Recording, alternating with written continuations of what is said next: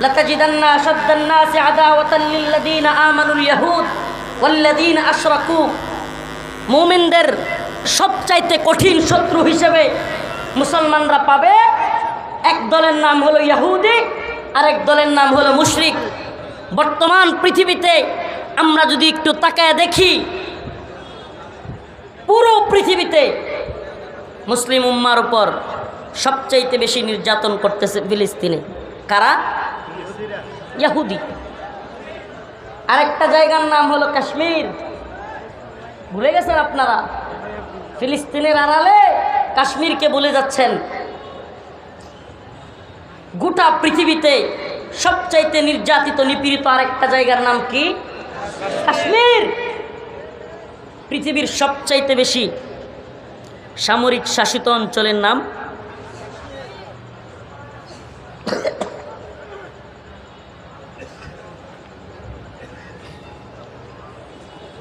সবচাইতে বেশি সামরিক বাহিনী দিয়ে ভরপুর পৃথিবীর অঞ্চলটার নাম হলো কাশ্মীর। ওখানে কারা মুসলমানদেরকে নির্যাতন করতেছে? কারা? মুশরিক। তো আল্লাহ পাক 1500 বছর আগে বলেছেন, আল্লাহ রব্বুল আলামিন 1500 বছর আগে দুটা সম্প্রদায়ের নাম বলেছেন। মুমিনদের কঠিন শত্রু হিসেবে মুমিনরা যাদেরকে পাবে তাদের একটা হলো ইহুদি, আরেকটা হলো মুশরিক।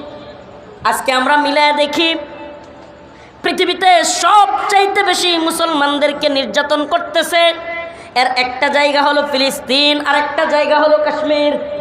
আর দুইটা জায়গাতে, একটাতে ইহুদিবাদী ইসরায়েল আর একটাতে মুশরিক হিন্দুত্ববাদী মুশরিক পৌত্তলিক শক্তি মুসলমানদেরকে কি করতেছে?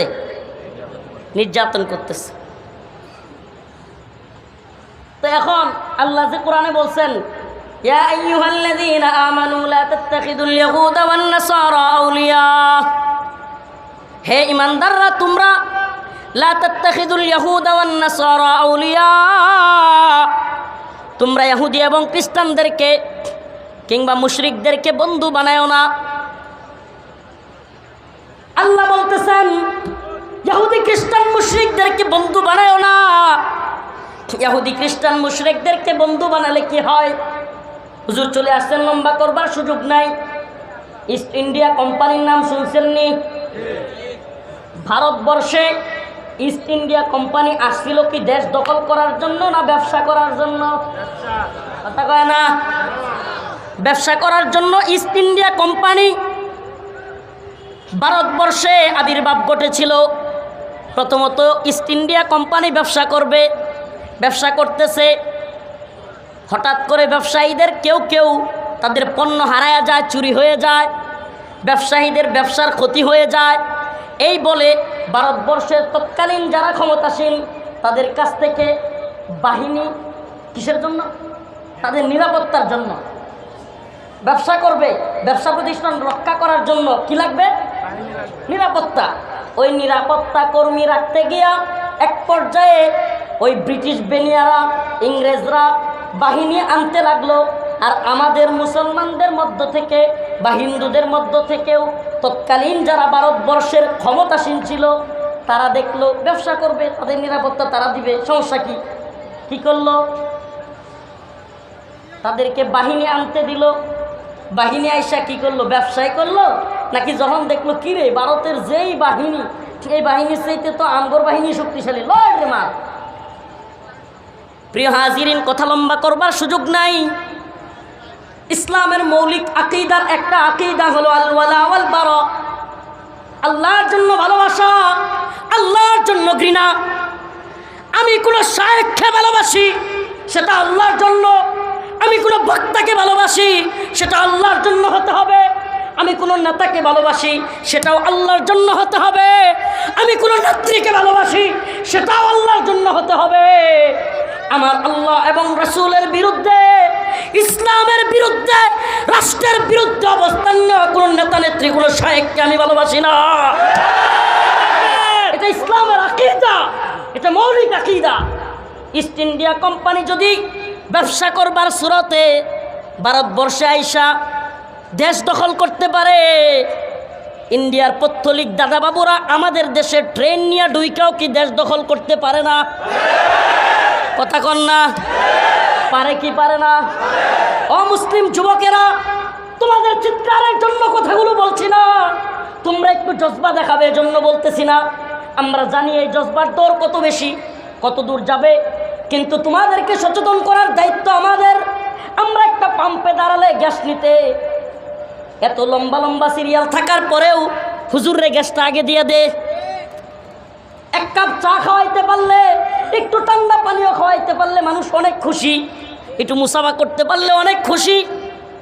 আর যাদেরকে এত সম্মান মানুষ করে, এদেশের মানুষ আলেমদেরকে ভালোবাসে, এই গরমের মধ্যে হাজার হাজার মানুষ আলোচনা শুনে, এজন্য আমাদের দায়বদ্ধতাও অনেক বেশি, দায়িত্বও অনেক বেশি। এই দায়িত্ববোধ থেকে বলতেছি, যে অবস্থা শুরু হয়েছে, ও প্রিয় মুসলিম যুবক সচেতন হও। যে অবস্থা শুরু হয়েছে, ইন্ডিয়ার দালাল, এই ভারতীয়দের দালাল, এই পত্তলিকদের দালাল এত গভীরে ঢুকেছে, বেশি দিন নয় ফিলিস্তিন কাশ্মীরের আরাকানের অবস্থা বাঙালি মুসলিমদের হওয়া খুব বেশি সময় নাই, খুব বেশি সময় বাকি নাই। দায়বদ্ধতা থেকে কথাগুলো বলতেছি। আপনি কি দেখতেছেন? আপনি দেখেন তিস্তা আমরা কি পাচ্ছি? তিস্তার পানি পাচ্ছি? কথা কয় না। ফারাক্কা বাঁধ ছেড়ে দিয়ে যখন আমাদের দেশে পানির প্রয়োজন নাই, তখন পানি ছেড়ে দিয়ে সিলেটে রংপুরের মানুষদেরকে জানোয়ার কেউ যেইভাবে পানি দিয়ে মানুষ বাসায় না, এইভাবে আমার আপনার দেশের মানুষকে বাসায় মেরে ফেলে। এ ভাই, একটা কথা ছড় হয়েছে, কিশোরগঞ্জের ইটনা মিটামাইন এলাকায় এক রাস্তা হয়েছে বড়, এই রাস্তার জন্য সিলেটের নাকি বন্যা হয়। বুয়া কথা মিয়া, ভারতের কারণে সিলেটে বন্যা হয়। ওই কথা যাতে না রটে, এজন্য ভারতের দালালরা এদেশে বসে বসে এই নিউজগুলো ভাইরাল করে। ভারতের কারণে সিলেটে, আরে ভাই আমাদের দেশে কোনো বৃষ্টিই নাই, এরপরে ভয়াবহ বন্যা। কথা কন, খুব বেশি বৃষ্টি লাগে ভারত। সিলেটে যখন এইবার না অনেক বৃষ্টি হয়েছে, কিন্তু সিলেটে কয়েকবার বন্যা হয়ে গেছে। বাংলাদেশে খুব বৃষ্টি হয়েছিল, কেন হয়েছে? আমাদের যখন পানির দরকার নাই, তখন আমাদেরকে পানি দিয়ে কি করে? বাসায় ফেলে। ও ভাই, কথাগুলো খুবই খতরনাক, খুবই বিপজ্জনক। আমরা জানি ভাই, খুবই বিপজ্জনক। নিজের লাইফের রিস্ক আছে, হাদিয়া তুফার জন্য, এই যশ খ্যাতির জন্য, কিংবা একটু স্লোগান মারবেন আল্লাহ, এজন্য এই কথাগুলো বলি না। কিন্তু এই জাতিকে সজাগ না করলে আল্লাহর কাছে ধরা খেয়ে যাব। যেহেতু এই মানুষগুলো আমাদের জন্য বসে থাকে, মানুষগুলো চায় আমাদের মুখ থেকে কিছু কথা শুনবে, সেই দায়বদ্ধতা থেকে, সেই দায়িত্ব থেকে, নাহলে আল্লাহ তো জিভ কেটে ফেলবে। এই জন্য কথাগুলো বলতেছি। আমাদের যখন দরকার নাই পানির, তখন আমাদেরকে পানি দিয়ে বাসায় ফেলে, মাইরা ফেলে। আর আমাদের জন্য পানির যখন হাহাকার, রংপুরের বিভিন্ন অঞ্চলের মুসলমান মানুষ, যখন রংপুরের মানুষেরা একটু পানির জন্য তাদের ক্ষেত চাষ করতে পারে না, তখন তিস্তার বাঁধ আটকায় দিয়া এই অঞ্চলটা মরুভূমি বানায় দেয়।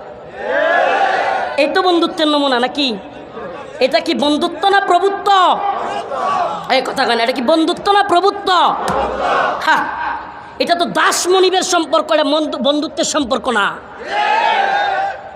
প্রিয় হাজিরিন, প্রিয় হাজিরিন, আমরা কতদিন কথা বলতে পারবো, বা আসলেই কথা বলা সম্ভব হবে কিনা, এটা আল্লাহ পাকের ইচ্ছা। এই দুনিয়ার কোনো ক্ষমতাসীনদের পরোয়া করে, দুনিয়ার ক্ষমতাসীনরা কতটুকু বলতে দিবে, কতটুকু বলতে দিবে না, এই চিন্তা করে আল্লাহ কখনো কথা বলিনি। কারণ জেলখানায় যখন থেকে হাদিসটা দেখেছি, হাদিসে কুদসি, আল্লাহ পাক বলেছেন, হে আমার বান্দা শুনে রাখো, জেনে রাখো, যতদিন আমার ক্ষমতা আছে তোমরা পৃথিবীর কোনো ক্ষমতাসীনকে ভয় করো না। সুবহান, বিশ্বাস আছে তো? যতদিন আমার ক্ষমতা আছে, কে বলতেছেন? আল্লাহ বলতেছেন, যতদিন আমার ক্ষমতা আছে ততদিন তোমরা পৃথিবীর কোনো ক্ষমতাসীনকে কি করো না। এবং একথাও জেনে রাখো, আমার ক্ষমতা শেষ হবার নয়। সুবহানাল্লাহ। তাহলে আমরা কার ক্ষমতায় বিশ্বাসী?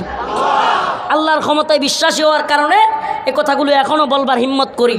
কিন্তু মনে রাখবেন, ও জাতি আপনারা যদি হুজুগেই থাকেন তাইলে খুব বেশি বলনেওয়ালা আর পাবেন না, খুব বেশি বলনেওয়ালা পাবেন না। বলনেওয়ালার সংখ্যাটা কমে যাবে, চুপসেওয়ালার সংখ্যাটা বেড়ে যাবে। মাঠ কাঁপানো অনেক কথা বলনেওয়ালা লোক একসময় চুপসে যেতে বাধ্য হবে। কারণ কি, দিন শেষে যখন দেখবে বারবার জেলে যাওয়া, রিমান্ডে যাওয়া, এমনকি কঠিন থেকে কঠিন পরিস্থিতির মুখে পড়া লাগে, তখন কয়জনই আর বলবার জন্য হিম্মত করবে? কথা বলেন। আপনি হুজুগে দুইটা লাভ দিয়ে বসে থাকবেন আর শত শত আলেমদেরকে কারাগারে নিয়ে যাবে, আপনার কোনো অ্যাক্টিভ থাকবেন না, অ্যাক্টিভিটিস থাকবে না আপনার, তখন আর কি হবে? অ্যাক্টিভিটি না থাকলে আলেমদেরকে নিয়ে গেলে কয়জন পাবেন? কয়দিন শেখুল হাদিস আল্লামা মামুনুল হক কথা বলবেন? কয়দিন আল্লামা জুনায়েদ আল হাবিব কথা বলবেন? কয়দিন কথা বলবেন? মুফতি সাখাওয়াত হোসেন রাজি কয়দিন কথা বলতে পারবেন? প্রিয় ভাইরা আমার, এই উম্মার, এই জাতির জন্য যারা চিন্তা করে, যারা কথা বলে, এমন আলেমদেরকে সাপোর্ট দেওয়া, এমন আলেমদের দুর্দিনে বিপদে তাদের পাশে দাঁড়ানো আপনার আমার দায়িত্ব কিনা? এটা কি আলেমের ব্যক্তির জন্য, আলেমের ব্যক্তিগত কারণের জন্য, নাকি দ্বীনের জন্য? প্রিয় ভাইরা আমার, ঈমানের জন্য। ঈমানি ভ্রাতৃত্ববোধ থেকে, ইন্নামাল মুমিনুনা ইখওয়া, মুমিন মুমিনের ভাই, সেখান থেকে আমাদেরকে দাঁড়াতে হবে। প্রিয় হাজিরিন, কথা লম্বা করবার সুযোগ নেই, শেষ কথা, শেষ দিকে চলে যাচ্ছি। আমাদেরকে তিস্তা ছেড়ে দিয়ে বন্যার পানিতে ভাসিয়ে দিবেন, সুরমা ছেড়ে দিয়ে বন্যার পানিতে ভাসিয়ে দিবেন, যখন পানির দরকার হবে দিবেন না। আমাদের সীমান্তে কাঁটাতারের বেড়ায় গুলি করে করে আমাদের ফেলানিকে মারবেন। আরও কত ফেলানি কতদিন মারা যাচ্ছে, সবগুলো নিউজ হয় না। বর্তমানে বাংলাদেশে সবচাইতে বেশি ভারতের দালাল যে সেক্টরটা, এটার নাম হলো মিডিয়া সেক্টর। বর্তমানে হিন্দুত্ববাদী ভারতের সবচাইতে বড় দালালটা হলো কোন সেক্টর? এই সেক্টর এত দালাল যে এরা রাসেল বাইপাস ছেড়ে দিবে, বাংলাদেশে ট্রেন ঢুকায় দিবে। কথা বুঝেন? বুঝেন কথা? রাসেল বাইপাস সাপ ঢুকায় দিছে।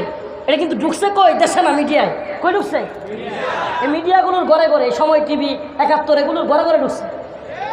এরা রাসেল বাইপাস ঢুকায়া বাংলাদেশে গোপনীয়ভাবে আমার আপনার স্বাধীন সার্বভৌম দেশে মুসলিমদের এই বাংলায় আমার আপনার ভূমির বুক ছিঁড়ে সেই কলকাতা থেকে, সেখান থেকে সেই আরেক অঞ্চল, সেই ত্রিপুরায় কিংবা আসামে ওইদিকে ট্রেন ঢুকায় দিচ্ছে। ভারতের এক অঞ্চল থেকে আরেক অঞ্চলে ট্রেন যাবে কোন দিকে? হায় হায়, এরা কারা? যারা আমাদেরকে সীমান্তে গুলি করে মারে। এরা কারা? যারা আমাদেরকে পানি ছাইরা দিয়া বন্যায় ভাসায় মারে। এরা কারা? যারা বাংলাদেশে এসে, বাংলাদেশের ঢাকায় রাজধানীতে এসে বুক ফুলায়া বিজিবির বিশাল বড় সম্মেলনে বিএসএফের প্রধান এসে বলে সীমান্তে যেগুলোকে গুলি করে মারা হয় এগুলো সব হলো অপরাধী।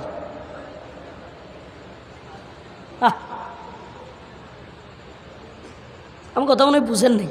সীমান্তে যাদেরকে মারা হয় এরা কি? অপরাধী নির্ণয় করার জন্য ভারতেও আদালত আছে কি নাই? বাংলাদেশেও আদালত আছে কি নাই? তাহলে সীমান্তে গুলি করে মারা এটাই কি মানে শাসন, আইন, ফাইসালা?